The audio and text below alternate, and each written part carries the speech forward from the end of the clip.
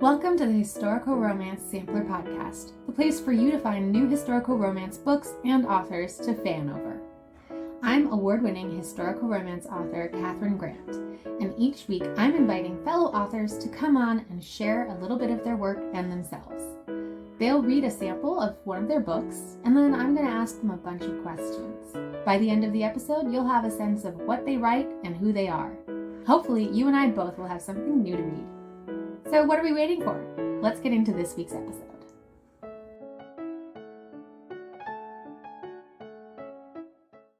All right, we are here today with award-winning author Lisa Rayne.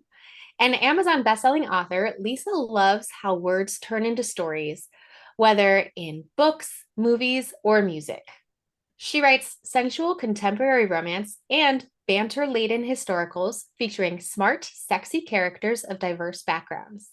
She has won 4 Emma Awards, and her first sports romance debuted on 2 Amazon bestseller lists. Always looking to try something new, Lisa branched into historical romance and put her sexy, banter-laden spin on her milestone 2022 release featuring a Black Highlander, Never Cross a Highlander. Welcome, Lisa. I'm so excited to have you today. Thank you. I'm glad to be here. Thanks for inviting me. Absolutely. So today you're reading an excerpt from your historical romance, Never Cross a Highlander. And just for readers who haven't heard of it yet, I'm going to read the blurb. And I did Google how to pronounce some of these names. I hope I get it right. Okay. Elsa Connery has waited 3 long years to finally escape her enslavement at Stirling Castle and reunite with her clan. But all her carefully laid plans are completely destroyed by the arrival of the fierce Highland warrior known as Dove Mahone, the Black Devil, who has plans of his own. Callum MacNeil's fearsome reputation has long allowed him to keep hidden his secret double life of freeing enslaved captives across the land. Only it works against him when he inadvertently kidnaps a servant lass he assumed had gone astray from the group he had come to free.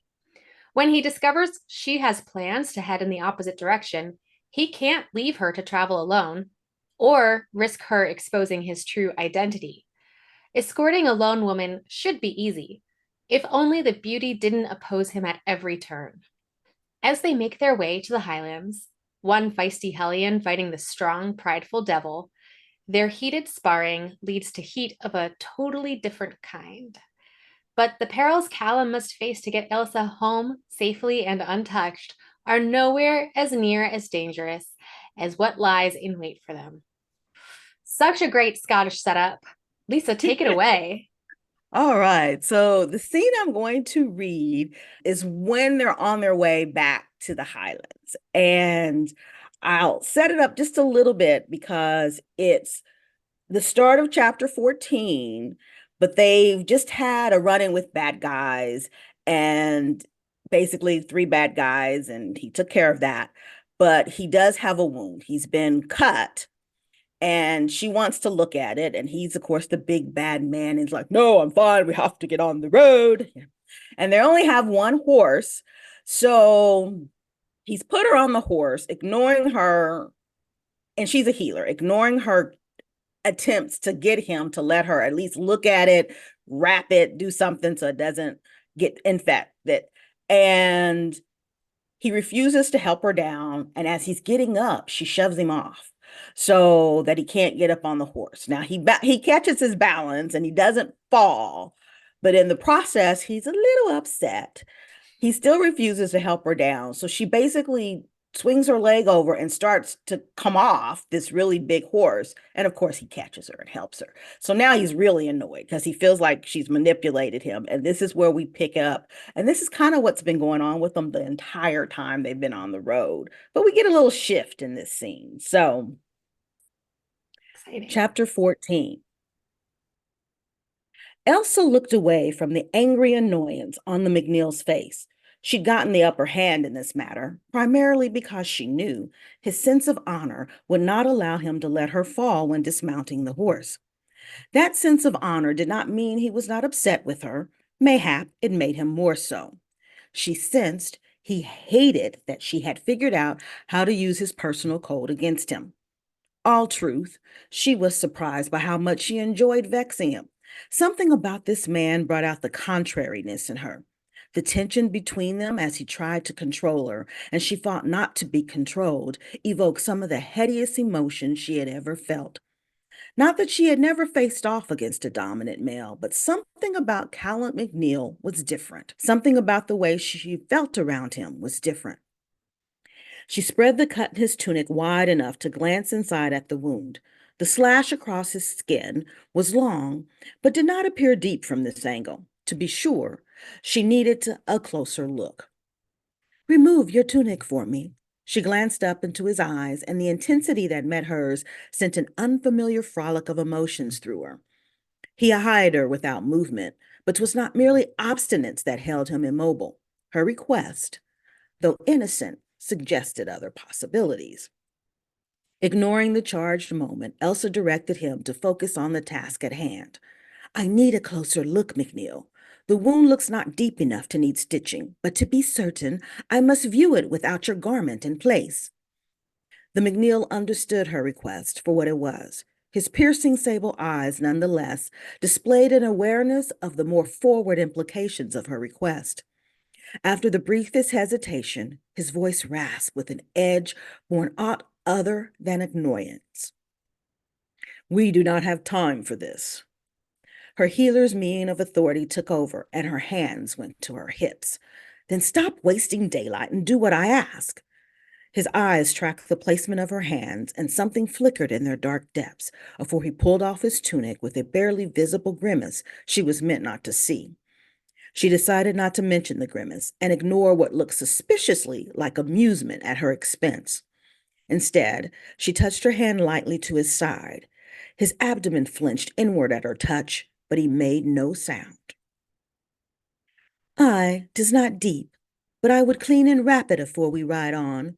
She glanced at his face again. All irritation had left his gaze and been replaced by something more visceral. He glanced at her hand, which still rested on his side, and swallowed noticeably. A new tension arose, something that had very little to do with vexation. And there it was again, that shiver of emotion that left her unbalanced and vulnerably raw in a manner she'd never experienced in all her seasons of life. Through all the conflict and verbal sparring and hostility that pinged between them, simmered a temptation, a heated draw that made everything female in her want to surface and be bold. Her gaze remained imprisoned by his, and without conscious thought, her fingers traced down the path of grooves, outlining his defined abdomen. The feel was totally different from the bony angles and soft middle of the runt who had groped her earlier. The plains of Callum's skin were ridged with several raised scars, a testament to his many battles. 'Twas enticing to be this close to such strength.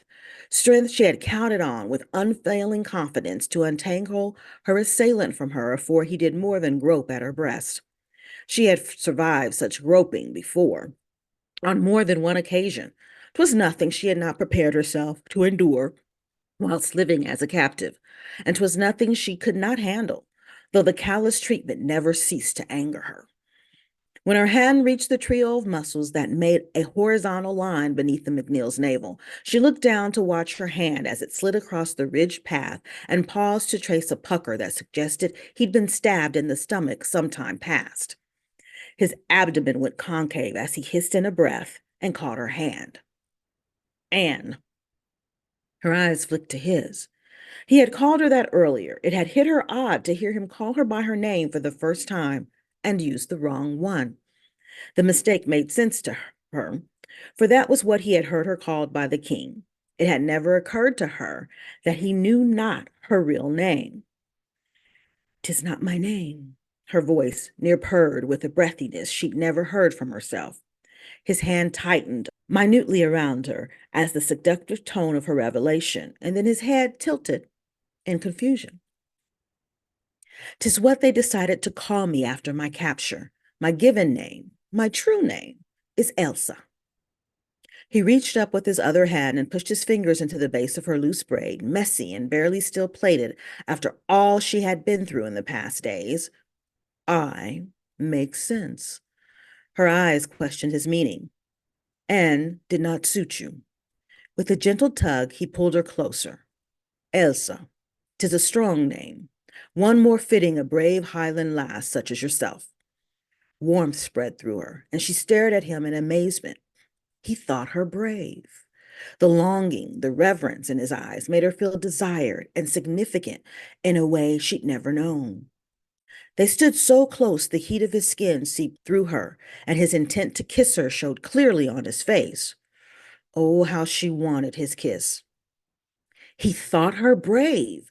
She near trembled at the thrill that a warrior such as he thought her worthy of his admiration, not just his lust. This morning had come with challenges she could ill imagine facing or surviving on this trek without the McNeil at her side. The urge to lean into his strength and allow him to replace every bad kiss she'd ever received with one that would make her feel like a woman and not like a possession near overwhelmed her. 'Twere not proper, these feelings, nor was this the right timing or place for them to give in to this pull she had felt between them from the moment she laid eyes on him. They needed to be mindful of their surroundings and leave this place as soon as possible. So when his head eased lower, she broke eye contact and looked down to avoid a meeting of lips she was unsure she could survive unscathed. Her forehead landed temporarily against his bare chest, and her breath stuttered uneasily from her lungs. Callum's hand disengaged from the hair at her nape, brushed lightly over her head, then dropped gently to her back. He drew small circles against the fabric of her dress in a reassuring caress and waited in silence while she gathered herself. Her hand quivered against his warm, scar-adorned skin in a breath or 10. Then she fisted her hand at her side and pulled away, happy that her head had blocked his view of the prior trembling of her fingers. I need to attend your wound, she finally said. I. No censure or annoyance entered his tone. Surprised, she looked up. She had expected him to be upset with her avoidance of his advance.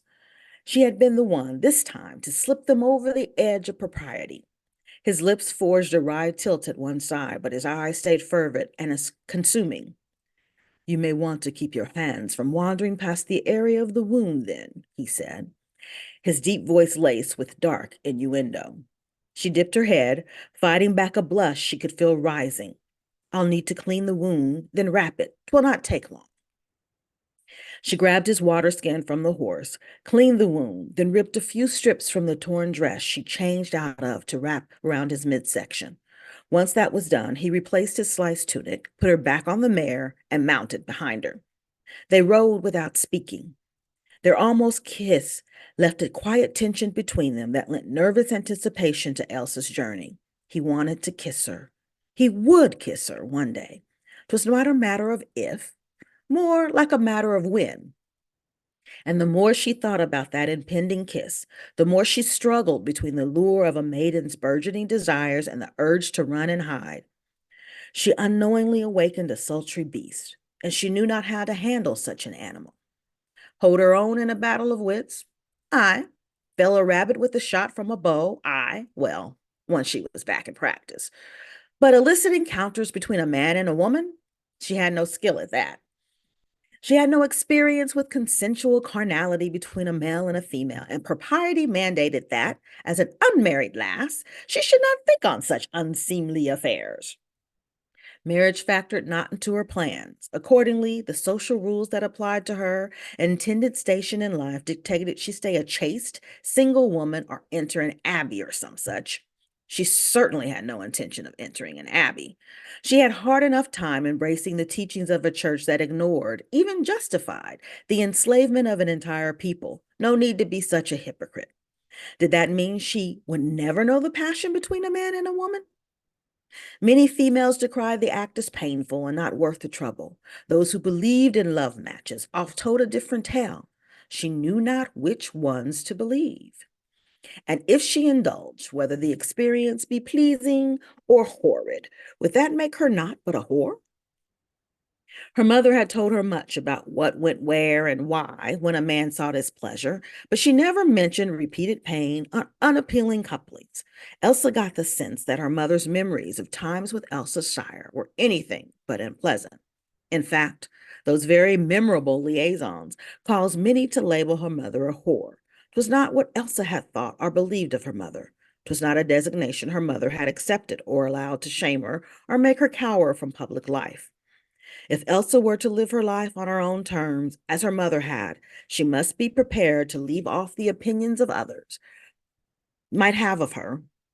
In which case, if she were to consider testing the boundaries of mating, 'twas mayhap best to engage in such matters of the flesh with a man she did not find amiable, a man like the McNeil, so that amorous emotions were not at risk. Liar! Her brain called foul on her classification of her feelings for the McNeils as uncongenial, but she shut it down. Whatever feelings of enmity she thought she lacked for the warrior, she could not deny he was easily the most virile man she'd ever met. Tall, broad, strong, and foul-tempered, she thought. She glanced over her shoulder to check his expression. He stared back at her. That sliced brow peaked in curiosity, lips tilted at one edge in arrogant tease. Except when he wasn't. And when he wasn't, he was devastating to her senses. That lazy smirk sent a tingle through her, and that feel of his muscled arms surrounding her as they rode made her feel not only safe, but heated from her center down through the tips of her toes. She was not so simple as to believe that the act of loving equated to the emotion love. She need not succumb to the latter to indulge in the first. The question was whether she wanted to indulge in the first, and if she did, was the McNeil the man with whom she dared indulge? The dilemma perplexed her through most of their ride, for the day until she finally dozed off in his arms. Callum nudged Elsa to wake her a bit later. She snuggled deep into his arms, not wanting to be roused. She made a contented sound and rubbed the side of her face against his beard. He went immobile at the nuzzle, shock and desire coursing through him. While he held himself taut, she did it again, bunting against him like a contented feline. Visions flooded him of what it might be like to have her nuzzle against him this way when they were both fully nude and stretched out on a bed, skin to skin. His hold on her tightened. 'Twas his tightening embrace that finally made her eyes flutter open. She looked up at him. Her cheek still rested against him in such a way that her skin brushed the edge of his chin when her head moved. She hummed lightly, seemingly enjoying the feel of his facial hair against her soft skin. Her lips lifted, and then she was the one to go immobile. The reality of what she had done flitted across her face, along with the wash of embarrassment. The embarrassment did not last. The look in her eyes shifted, and a pulsing curiosity took its place. He'd seen the same curiosity in her expression when she traced the scars on his stomach this morning. Daringly, she lifted her hand and rubbed her palm against the opposite side of his face. He did not move, waiting to see what she would do next. Her hand traced his beard to the base of his ear and slowly came back the other way to feel the hair along his chin and upper lip. Her fingers brushed his lips in the process, and for a brief instant, she left her fingers against his closed mouth with a pensive expression on her face. He suppressed the craving to touch his tongue to her fingertips, not wanting to startle her so much that she'd stop her tactile exploration.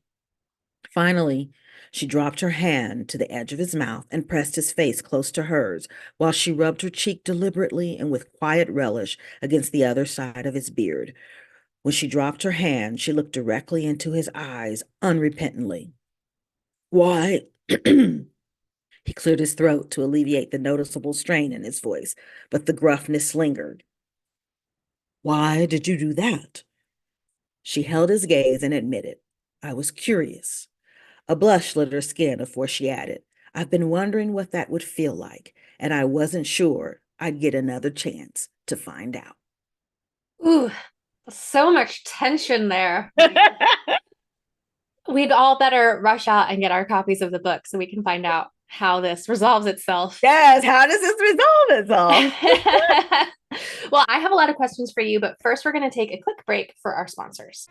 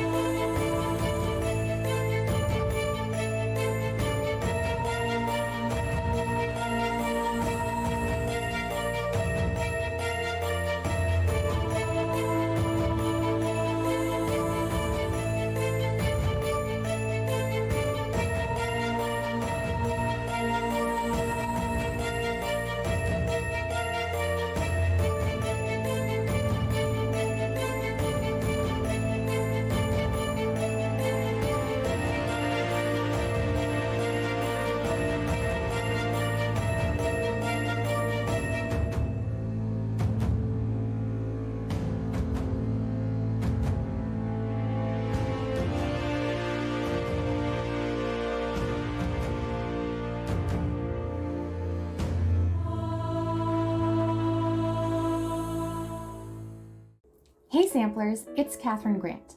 I am interrupting this episode to tell you how to get a free book, The Viscount Without Virtue.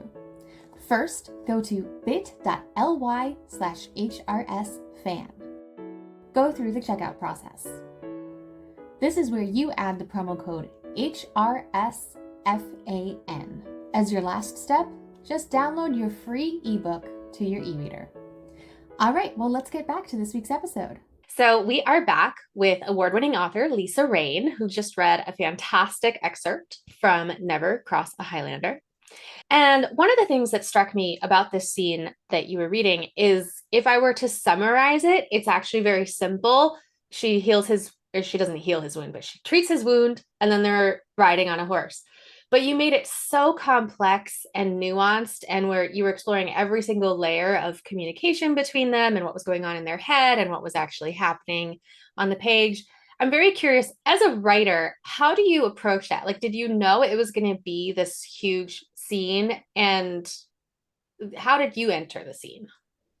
I don't know if I knew it was going to be a huge scene, but there's a little bit of enemies to lovers in this because, as we say, he inadvertently kidnaps her, and people are like, how do you inadvertently, right? Because she's got a plan to escape on her own.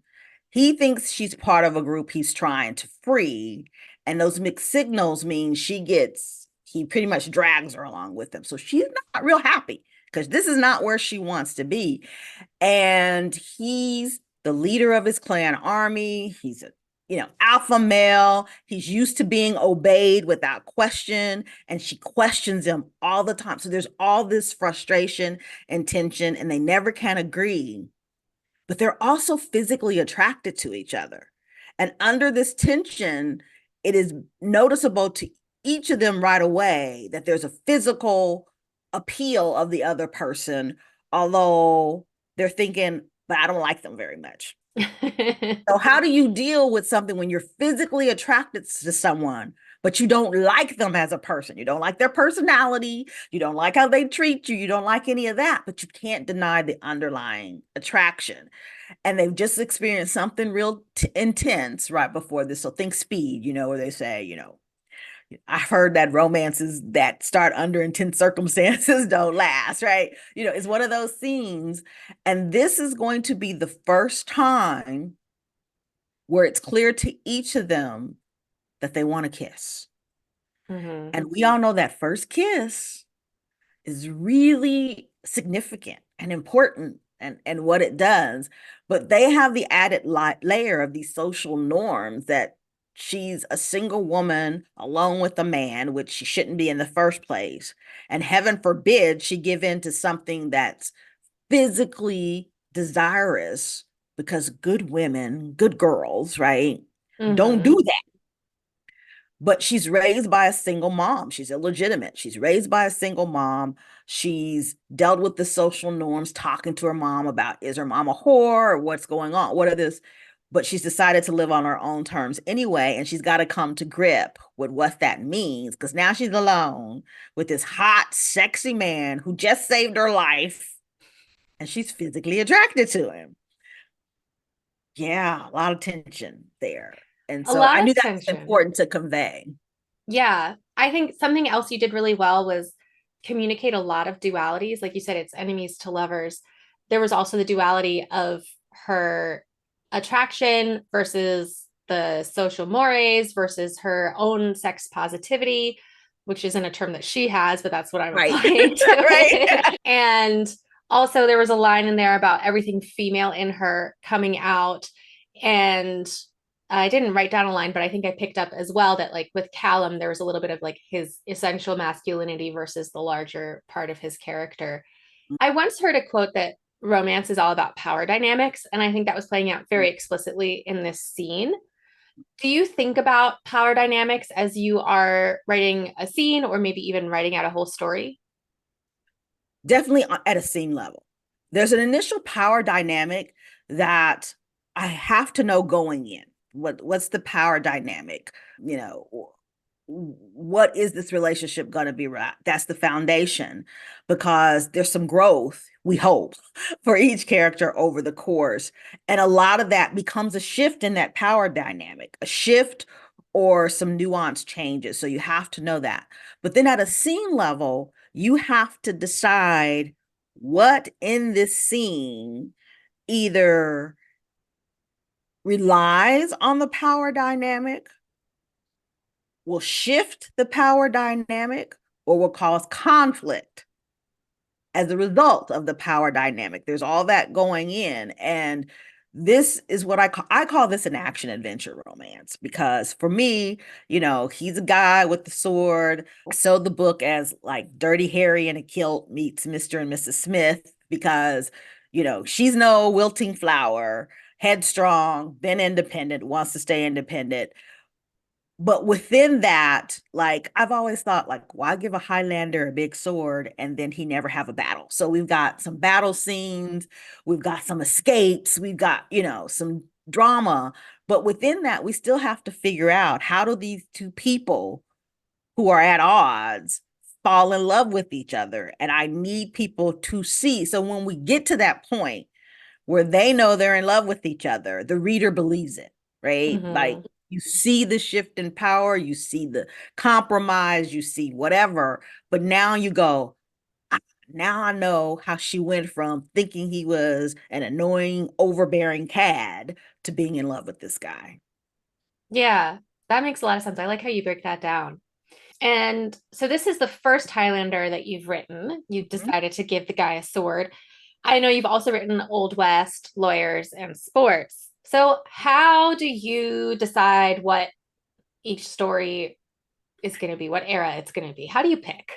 I am in a really odd spot right now, because I honestly never thought I'd write historical romance. I started out writing contemporary. I love contemporary, but I am a avid historical reader. My first Mm-hmm. romance ever was historical. I read nothing but historical through high school, pretty much through college, until, studies got so intense I couldn't read. So I didn't discover contemporary romance probably till the end of my college career. Mm-hmm. But when I started writing, I thought, well, I want this to be a little fun, like, because romance is my escape as a practicing attorney. Romance was my escape, with the few times I could read. And I thought I would write romantic suspense, because Nora Roberts is one of my favorites. I love romantic suspense, and hers are my favorite. But I started writing and realized, oh, if I'm going to finish this story, my first manuscript I tried, I got to do a lot of research, even for contemporary, right? Mm-hmm. Romantic suspense. I don't want to do that much research. Like, let me start with something I know. So my first finished manuscript was Counselor Undone, which is about two lawyers. They happen to be IP lawyers, intellectual property lawyers, which is what I was. It's set in Kansas City, which is my hometown. And I'm like, okay, like, this is, I don't have to research this. I know this stuff, right? Foolish me. Contemporary romance is probably almost harder, because you have to have something more than just them falling in love, or it's really boring, right? Mm. But I wrote it and I liked it and it was fun. I thought, I'll just keep doing this and I'll read historical as a shift. And there was a publisher that I met at a conference who was looking for people to write a series of books actually about cowboys and gunslingers. So I was actually contracted to write the old Western first. And I thought, well, I'm a social studies teacher. I teach African American studies. I know that time period. I could do this, and it shouldn't be too much research. Yeah, right. So I started that, but then she had the opportunity for a mass market paperback because a book had shifted and they had an open spot. And she called me and said, hey, you want the paperback spot? Well, no writer in their right mind is going to say no to that. And I'd be like, well, yeah, sure. But after we discussed it, she wasn't sure about putting the Western there, because things were shaking up in the industry, and she was doing something a little different, and Westerns weren't necessarily selling well. So she was like, you don't have to put the Western there. We could pick something else. And, like, without hesitation, and I was like, I'd really love to write a Black Highlander. And in part because I love Highlander books. Julie Garwood, right? Maya Banks, give me a good Highlander. I didn't even have a story, Catherine. I'm gonna Wow. tell you right now, I had no story. All I knew Yeah. is she said you could write whatever you want, but they wanted a historical. And all I thought was Black Highlander. I have to write a Black Highlander. And the social studies teacher in me knew about the diaspora. So I actually knew about Scotland's connection to slavery back in the 1500s, 1600s. So, Hmm. but I didn't understand all, so I did have to go do a lot of research, unfortunately. But this was such a labor of love for me because I love Highlander books. And having never read a Highlander book with somebody who looked like me, the opportunity Yeah. to do this was just it just was something I couldn't pass up. So now I'm having fun, right? Writing historicals. But I got people, weren't you gonna write a second book in that like lawyer series? And I thought, well, yeah. So I am in a odd spot in that most people drill down in one era, right? Hmm. Even if they're historical, they're all their historicals, at least for the first five, six, seven, right, are on the same decade. And it's like, and I've got American 1800s and Scotland 1600s and the United States contemporary, and I just pitched Regency. I'm not sure I'm picking any ears. I think they're picking me. And I'm kind of along for the ride. So I'm hoping that there are a whole lot of readers out there like me who don't mind that somebody writes and won't like, they're going to read a Highlander, they're going to read a cowboy. Well, I think readers do tend to read across. Maybe there's a divide between historical and contemporary, but I think historical readers read across the different Yeah. historicals and the contemporary read across different contemporary settings. So I'm curious, you have all these stories coming to you from different eras that are, the muse is coming to you, opportunities are coming to you. When you sit down to come up with the story, for example, you said, I want to write a Black Highlander. What normally comes first for you? The tropes, themes, dialogue, specific scenes? Okay, I'm going to tell you a secret. I do not write my tropes in advance. I am not a trope writer. I am a story or scene writer. I also don't write in order, which Mm, some authors crazy, but I don't write in order because I see scenes. okay. So when I finally get a story concept, I usually know when I'm ready to write, what I have is the beginning, the middle, and the end. And I got to figure out how to get from the beginning to the middle. And then once I get to the middle, I got to figure out how to get from the middle to the end. Hmm. Once I have those pillars, then I do kind of write in scene. So this is a scene because this is the scene I need for the first kiss, or this is the scene I need for him to save her. This is the scene I need, right? And often I'll wake up in the morning and go, oh my God, I got to write that now because they're going to do this. And so I sometimes wake up in the morning with the scene that's like near the end of the book and I'm still at the beginning. Hmm. I will actually write that scene. I will write Oh. that scene and then stick the words near the bottom of the manuscript. So it's sitting there when it's time to get there. And I do that repeatedly. And then I sort of tie everything together. And I generally don't think in tropes. And I think it's because I was a romance reader for so long before the discussion of tropes became the normal thing, the norm, right? Hmm. I started reading romance in the 80s, in the early 80s. So we weren't talking about tropes. We were just like, oh my God, did you read that book? And look, it had a little sexy stuff in it. I was in high school. So what I usually do is I can usually come up with one or two to give my editor so that they want to publish Yeah. the book. So in this one, I think what I told them was enemies to lovers because I knew she's going to be mad because I knew he was going to sort of kidnap her, and journey romance because I knew that once that happened, they would go on this road trip to get back to the Highlands. Hmm. That's all I had.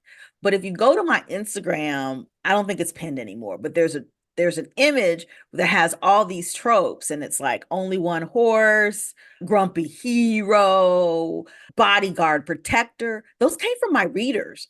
Like I would be Oh, online and I'd see someone's TikTok review or something and they'd be like, "Oh, and they've got Grumpy Hero." And I'm like, "Oh, I do. Okay." And I would like take notes. So now I like, and someone's like, "This is so tropey. How did you make it come without like looking like you were writing tropes?" It's like, because I didn't write the tropes. I let my reader figure out. Like, even I didn't get the only one horse thing. I saw that yeah. a lot.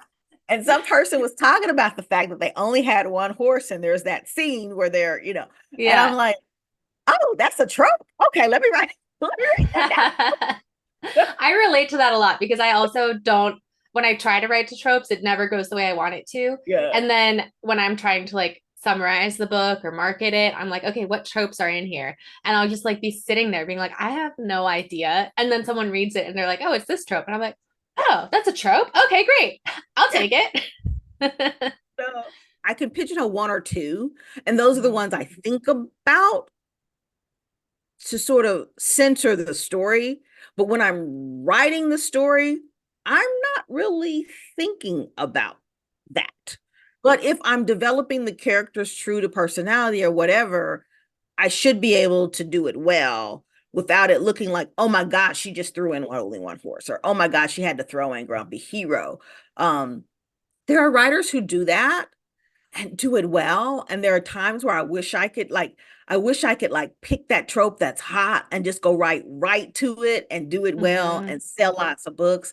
But I haven't mastered that yet. So Yeah. Well, there's room for improvement for everyone, right? yeah. Did you learn anything after having written contemporaries and then switching to writing historicals? Did you learn anything about your craft or about writing that was new to you? Or did you This learn anything interesting historically that you want to share? Well, both actually. What I learned craft wise is I kind of fooled myself that I did no research for my contemporary because there are things that happen that you have to go verify that the facts are right. So, like for instance, my quarterback Casanova, which is a football book. I love football and I know football well, and I actually have football scenes in there. But there were a few times in writing that where I had to go verify. Like, okay, is that really a penalty? And how many yards is that a penalty? Mm, Right. And so, because it's contemporary, I think we take it for granted. And then in the historical, maybe more research because even though I understood the historical time, who was king, what were the major historical places, things like what did they wear? I wanted to throw in a few words that were in Gaelic or Gaelic. I always forget which one is Scotland and which one is Ireland. So I consulted someone who actually spoke the language, who gave me some words. And then I'm like, am I using this right? Because like having someone who studied language know that sometimes you can't just take a word and put it in a phrase without. So if there are mistakes, those are mine, not the person I consulted. And so there was a more in-depth, and I think we worry as historical writers of getting something basic wrong. Like there's room for stretching history a little bit to make the story better, but basic things like calling something by the wrong word, like, mm, right?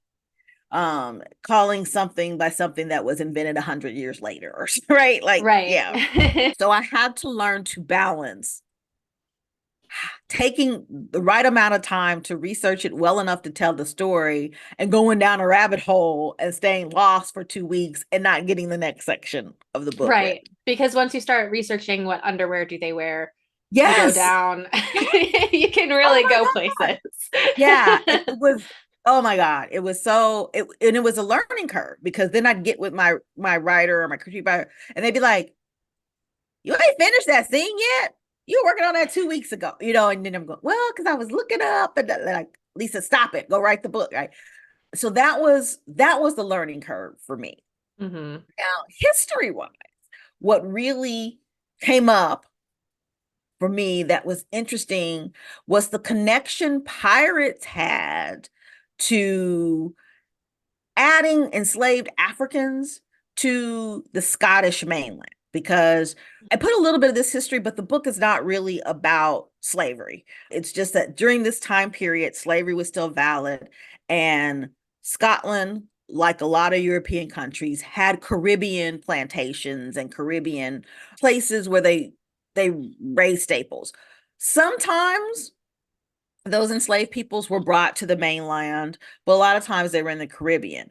But learning that there were pirates who would basically capture enslavers, which are just slave ships, and they would take not just the money and the loot and the whatever, they would actually take the Africans and sell them too. So there was this tendency in that period for wealthy British or Scottish people to purchase Africans as servants because it made them look prosperous. So it's sort of like the thing to do to show your wealth and your standing.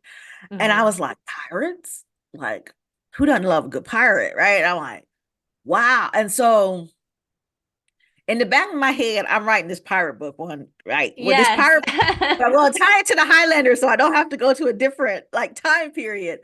But that fascinated me. And Mhm. I really learning that was like one of those aha moments for me because I didn't know about I knew about the plantations, I knew about all this other stuff. I didn't know about the pirates.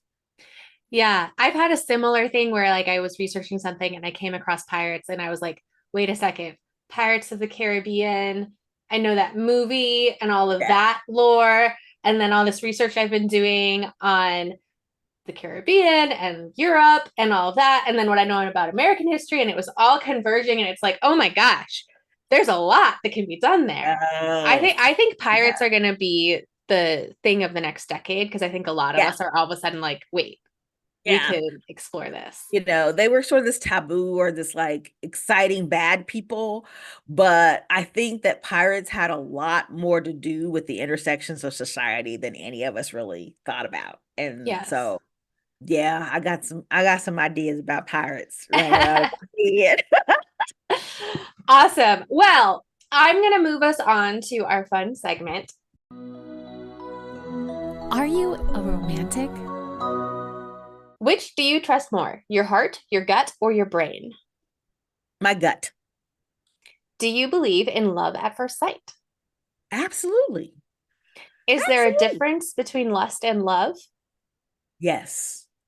Which is why you see the characters in that book debating, is it lust or something else? Do you believe in soulmates? Sort of. I believe in soulmates, but I don't believe that there's only that one soulmate.